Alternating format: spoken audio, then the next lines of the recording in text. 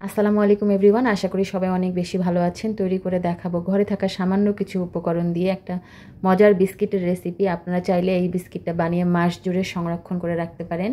সংরক্ষণ করে এটা সকাল বিকাল চায়ের সঙ্গে খেতে পারবেন। এটা খেতে অত্যন্ত মজাদার হয়েছিল, আর ঘরেই তৈরি বলে স্বাস্থ্যসম্মত সেটা তার বলার অপেক্ষা রাখে না।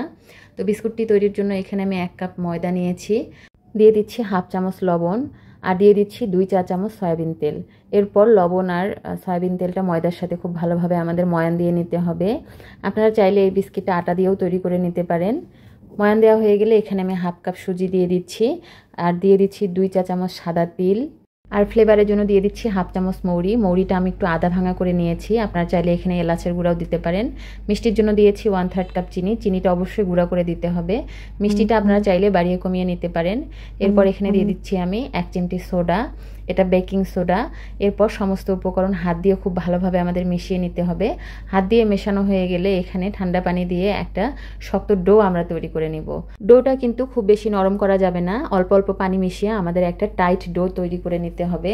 এই যে এরকম অল্প অল্প পানি মিশিয়ে আমাদের একটা টাইট ডো তৈরি করে নিতে হবে। ডোটা তৈরি হয়ে গেলে এটা আমরা কিছুক্ষণ হালকাভাবে মথে নিয়ে এটা ঢেকে রেখে দেব কিছুক্ষণের জন্য। খুব বেশি সময় ধরে এটা রেস্টে রাখতে হবে না, 10 মিনিটের জন্য রেস্টে রেখে দিলেই হয়ে যাবে। 10 মিনিট পর আমি আপনাদের দেখাচ্ছি। দেখতেই পাচ্ছেন ডোটা আমাদের কিন্তু একদম সেট হয়ে গিয়েছে। এই পর্যায়ে আরেকটু ভালোভাবে মথে নিয়ে এবার আমরা এটাকে 2 ভাগে ভাগ করে নেব। 2 ভাগে ভাগ করা হয়ে গেলে এই একটা অংশ নিয়ে আমরা রুটি বানানো পিঁড়ির মধ্যে এরকম করে একটু ডলে নিয়ে একটা লগ বানিয়ে নিব।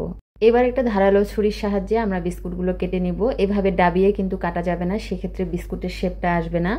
এই যে একটু লক্ষ্য করলে দেখতে পারবেন আমি কিভাবে বিস্কিটগুলো কেটে নিচ্ছি।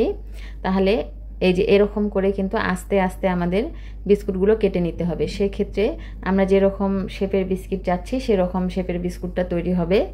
এই যে এরকম করে প্রত্যেকটা বিস্কুটে আমি কেটে নিয়েছি। তো প্রত্যেকটা বিস্কিট কাটা হয়ে গেলে এবার আমরা বিস্কুটগুলো ভাজতে চলে যাব। বিস্কুট ভাজার ক্ষেত্রে তেলটা খুব বেশি গরম হওয়া যাবে না, তাহলে ভেতর থেকে পারফেক্টলি কুক হবে না। এরকম হালকা গরম তেলে আমাদের বিস্কুটগুলো ছেড়ে দিতে হবে। সবগুলো বিস্কুট দেওয়া হয়ে গেলে আমরা এই বিস্কুটটা লো টু মিডিয়াম ফ্লেমে ফ্রাই করে নিব। সেক্ষেত্রে বিস্কুটটা ভেতর থেকে পারফেক্টলি কুক হবে আর খেতে অনেকটা মুচমুচে তৈরি হবে। সবগুলো বিস্কুটে আমি একই রকম করে ভেজে নিয়েছি। দেখতেই পাচ্ছেন বিস্কিটটা দেখতে কতটা লোভনীয় হয়েছে। এই বিস্কুটটা আপনারা তৈরি করে সারা মাস জুড়ে সংরক্ষণ করে খেতে পারবেন। তো একটা বিস্কিট আমি আপনাদের ভেঙে দেখাচ্ছি, এটা ভেতর থেকে কতটা পারফেক্ট হয়েছে।